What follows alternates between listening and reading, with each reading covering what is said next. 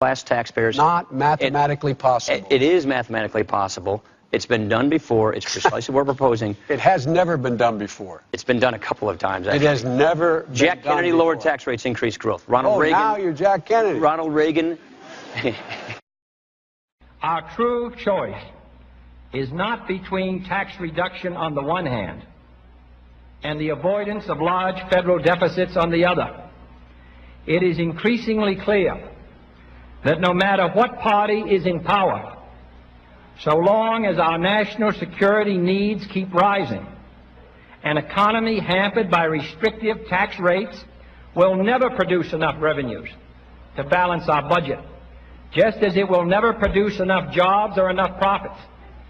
Surely the lesson of the last decade is that budget deficits are not caused by wild-eyed spenders, but by slow economic growth and periodic recessions. And any new recession would break all deficit records. In short, it is a paradoxical truth that tax rates are too high today and tax revenues are too low.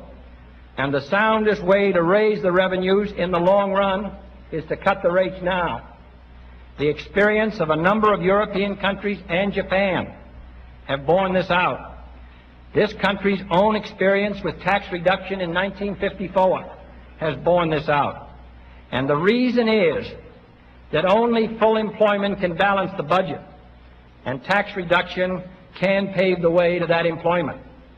The purpose of cutting taxes now is not to incur a budget deficit, but to achieve the more prosperous, expanding economy which can bring a budget surplus. I repeat, our practical choice is not between a tax cut deficit and a budgetary surplus. It is between two kinds of deficits: a chronic deficit of inertia as the unwanted result of inadequate revenues and a restricted economy, or a temporary deficit of transition resulting from a tax cut designed to boost the economy, increase tax revenues, and achieve, I believe this can be done, a budget surplus. The first type of deficit is a sign of waste and weakness. The second reflects an investment in the future. Nevertheless, as Chairman Mills of the House Ways and Means Committee pointed out this week, the size of the deficit is to be regarded with concern, and tax reduction must be accompanied, in his words, by increased control of the rises in expenditures. This is precisely the course we intend to follow in 1963. Defense and space expenditures will necessarily rise in order to carry out programs which are demanded and are necessary for our own security, and which have largely been authorized by members in both parties of the Congress with overwhelming majorities.